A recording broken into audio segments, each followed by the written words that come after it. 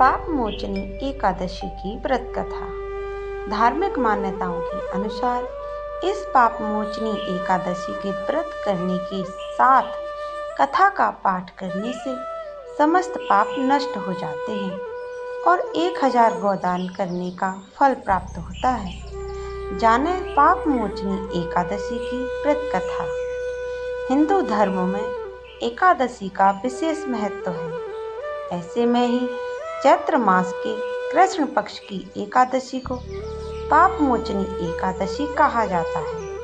इस दिन भगवान विष्णु की विधिवत पूजा करने के साथ व्रत रखने से हर एक कष्ट से निजात मिल सकती है। इसके साथ ही जीवन में खुशियों की दस्तक हो सकती है। पाप मोचनी एकादशी पर भगवान की पूजा करने के साथ इस व्रत का पाठ करना चाहिए या फिर सुनना चाहिए। ऐसा करने से कई गुना अधिक पुण्यों की प्राप्ति होने के साथ आपका व्रत पूरा हो सकता है। इस साल पाप मोचनी एकादशी का व्रत 15 मार्च को रखा जा रहा है।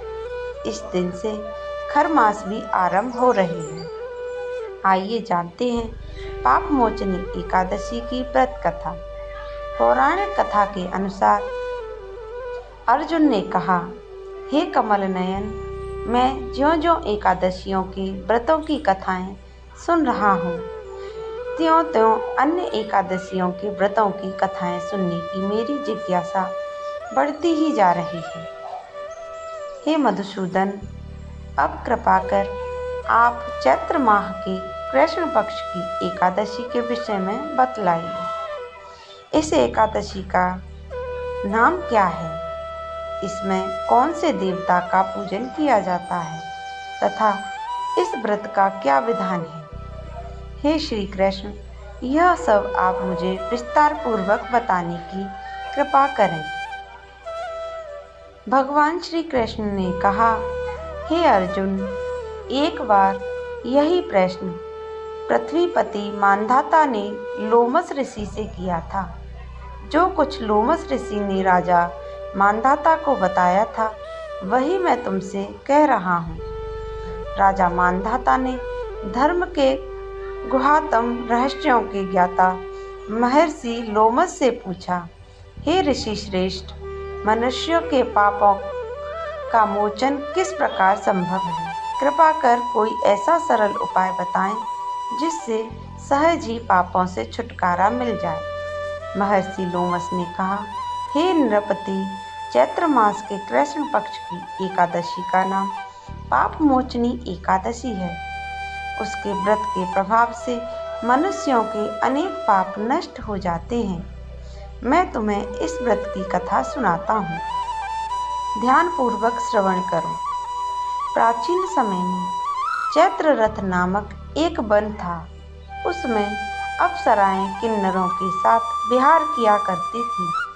वहाँ सदैव बसंत का मौसम रहता था, अर्थात उस जगह सदा नाना प्रकार के पुष्प खिले रहते थे।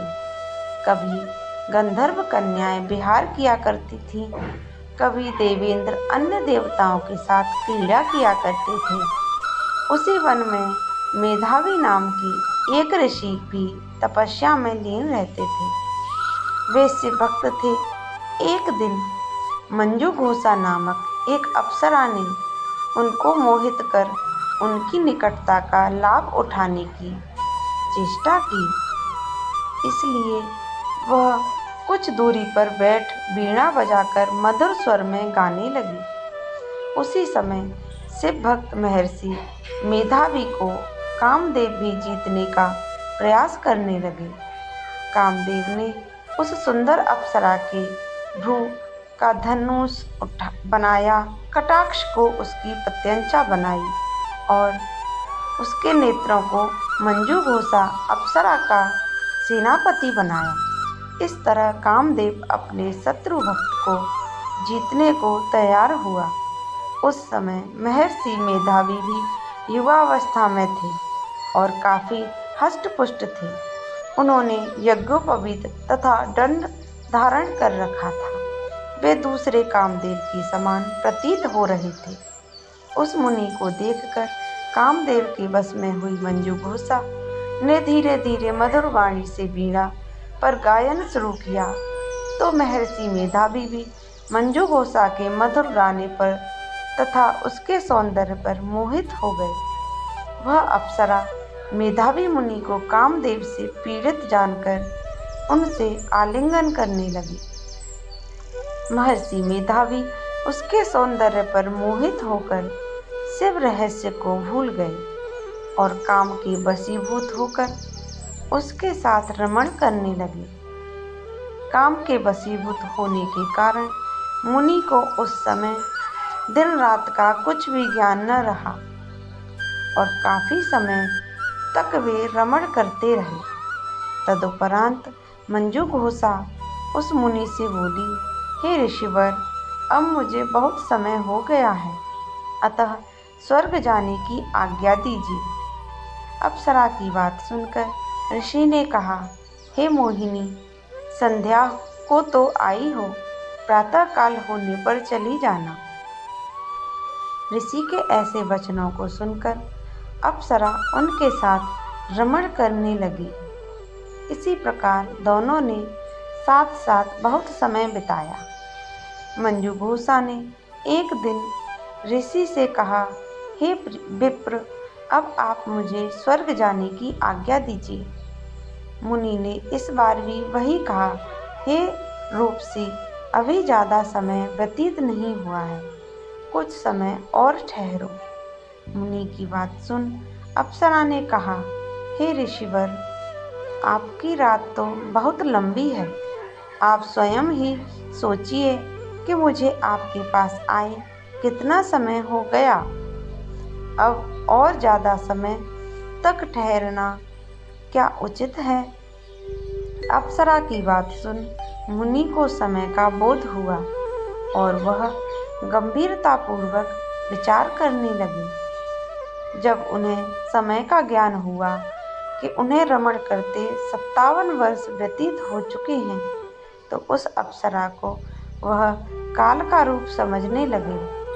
इतना ज़्यादा समय भोग विलास में व्यर्थ चला जाने पर उन्हें बड़ा क्रोध आया। अब वह भयंकर क्रोध में जलते हुए उस तप नाश करने वाली अप्सरा की तरफ भ्रकुटी तानकर देखने लगे।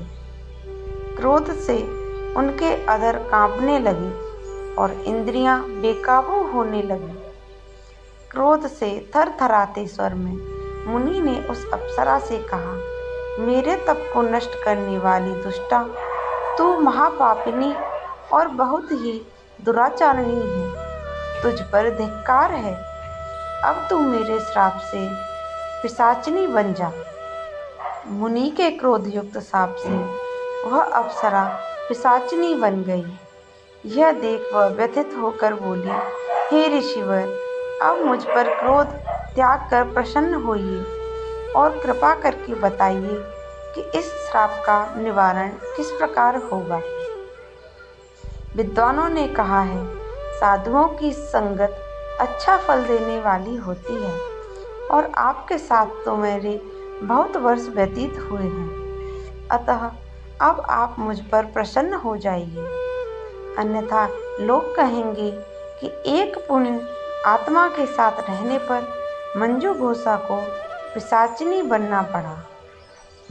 मंजू घोषा की बात सुनकर मुनि को अपने क्रोध पर अत्यंत ग्लानि हुई, साथ ही अपनी अपकीर्ति का भय भी हुआ। अतः पिशाचिनी बनी मंजू घोषा से मुनि ने कहा, तूने मेरा बड़ा बुरा किया है, किंतु फिर भी मैं तुझे इस श्राप से मुक्ति का उपाय बतलाता हूँ। चैत्र मास की कृष्ण पक्ष की जो एकादशी है, उसका नाम पापमोचनी है। उस एकादशी का उपवास करने से तेरी पिशाचिनी की देह से मुक्ति हो जाएगी। ऐसा कहकर मुनि ने उसको व्रत का सब विधान समझा दिया। फिर अपने पापों का प्रायश्चित करने के लिए वे अपने पिता च्यवन ऋषि के पास गए। च्यवन ऋषि ने अपने पुत्र मेधावी को देखकर कहा, हे पुत्र, ऐसा क्या किया है तूने कि तेरे सभी तप नष्ट हो गए हैं, जिससे तुम्हारा समस्त तेज मलिन हो गया है। मेधावी मुनि ने लज्जा से अपना सिर झुकाकर कहा, पिताश्री, मैंने एक अप्सरा से रमण करके बहुत बड़ा पाप किया है। इसी पाप के कारण संभवतः मेरा सारा तेज और मेरे तप नष्ट हो गए हैं। कृपा करके आप इस पाप से छूटने का उपाय बतलाइए। ऋषि ने कहा, हे पुत्र, तुम चैत्र माह के कृष्ण पक्ष की पाप मोचनी एकादशी का विधि तथा भक्ति पूर्वक उपवास करो। इससे तुम्हारे सभी पाप नष्ट हो जाएंगे। अपने पिता च्यवन ऋषि के वचनों को सुनकर मेधावी मुनि ने पाप मोचनी एकादशी का विधि पूर्वक व्रत किया। उसके प्रभाव से उनके सभी पाप नष्ट हो गए। मंजू घोषा अप्सरा भी पाप मोचनी एकादशी का उपवास करने से पिशाचिनी की देह से छूट गई और पुनः अपना सुंदर रूप धारण कर स्वर्गलोक चली गई। लोमस मुनि ने कहा, हे राजन, इस पाप मोचनी एकादशी के प्रभाव से समस्त पाप नष्ट हो जाते हैं। इस एकादशी की कथा के श्रवण व पठन से 1000 गोदान करने का फल प्राप्त होता है। इस उपवास के करने से ब्रह्मा हत्या करने वाले, स्वर्ण चुराने वाले, मदपान करने वाले, अगम्यागमन करने वाले आदि भयंकर पाप भी नष्ट हो जाते हैं और अंत में स्वर्गलोक की प्राप्ति होती है।